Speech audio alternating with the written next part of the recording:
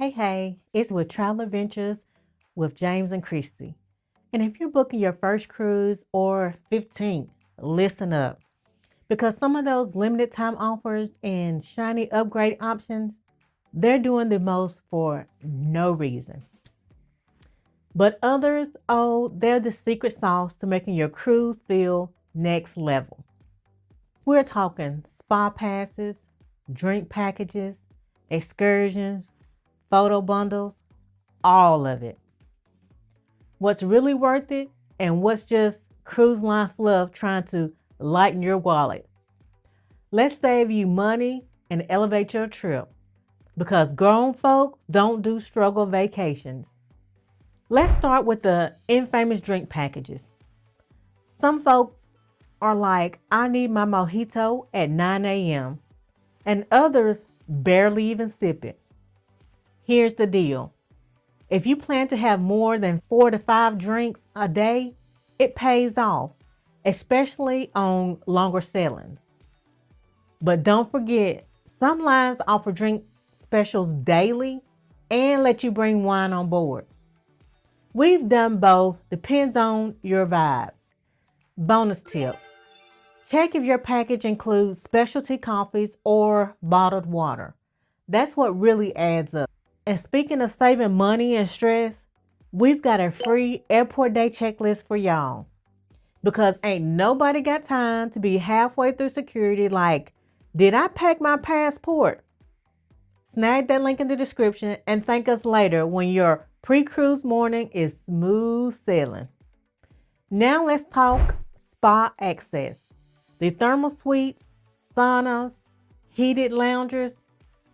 If your cruise is longer than 4 days and you love peace and quiet, worth it. That was our daily reset moment. But basic massages or facials on the ship, usually overpriced. You can get better deals in port or back at home.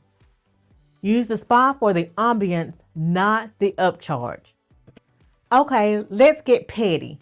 The cruise photo people gonna catch you coming out the buffet, hair in the wind, flash in your eye like bam. Those photo packages are 200 plus sometimes. If you're not intentionally taking cute shots, skip it. But if you've got a group or celebrating something, get one session, pick 1 to 2 good ones and be done. Don't buy the whole gallery. This is where people get nervous. What if I miss the ship? Cruise excursions equal guaranteed return, but they're not the most immersive. When we host trips, sometimes we curate private excursions, more authentic, less crowded, and they're often cheaper. But if you're on your own, do the research, read reviews, compare prices, and yes, get back early. And if you're hearing all of this and thinking, I want to cruise with y'all, you can. We host grown folks trips that are lit and leave no detail undone. Head to the link and let's chat. Now let's be real. Some of y'all can't unplug for 10 minutes, let alone 7 days. Wi-Fi at sea is better now, but still pricey.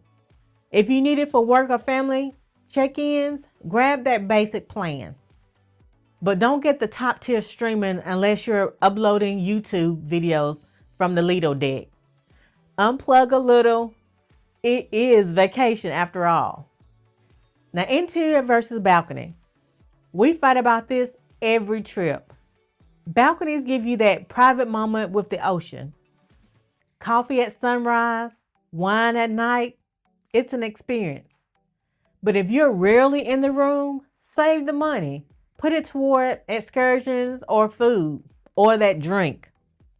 Just don't book the cheapest cabin without checking reviews. Some rooms are noisy or awkwardly placed. Cruise lines love to offer perks like priority boarding or early access to shows.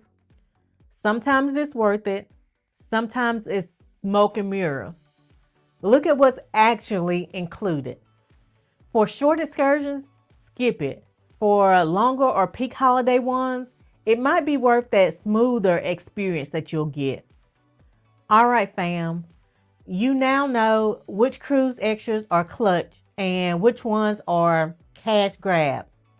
Save this video, share it with your cruise crew, and comment below with the best or worst add-ons you have ever paid for. And don't forget to grab that free airport day checklist. And if you're ready to cruise with us, check the description. Cause life's too short for struggle vacations. Branch out travel. How do we travel? Together and turned up. And we'll see you on the Lido deck.